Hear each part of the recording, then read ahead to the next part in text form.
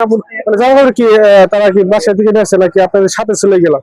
এগুলো আমার বাসার থেকে নিয়ে আমার সাথে ছিল, সাথে সাথে ছিল। বাসাত নাই না, আমার ঘরে বাসাত নেয়নি, আমার ঘরে বাসাত নেয়নি।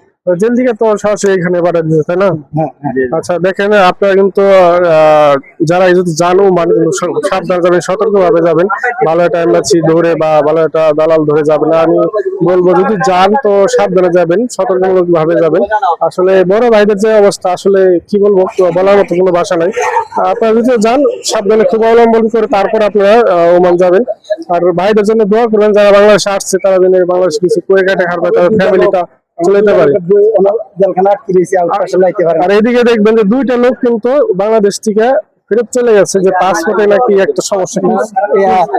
ভাই আমরা তো মরছি, আমাকে বাঙালি ভাই এয়ারপোর্ট থেকে চলে গেছে, সরকারের কাছে অনুরোধ, আমাকে বাঙালি ভাইয়ের ক্যান্সেল, আমাকে একটা অনুরোধ ভাই, আমাকে বাঙালি ভাইয়ের বাঁচান তোমার জেল থেকে। দেখেন ভাই কিন্তু বলতেছে যে ওমানের যে জেলে, যে তিনটা জেলে যে লোক আছে, প্রায় 2-3 হাজারের মতো লোক আছে, তাদেরকে বাংলাদেশে আনার জন্য তারা খুবই বাজে অবস্থায় আছে, খুবই কষ্ট আছে, থাকা খাওয়া খুবই কষ্ট। বড় ভাইরা কিন্তু দেখে আসছে আমাদের, আমরা যে শোনা কথা বলতেন, আপনারা কিন্তু লাইভ শুনতেছেন। দেখেন তাদের এম্বাসি, বাংলাদেশ এম্বাসিকে বলবো যেন তারা একটু কঠোর হয়।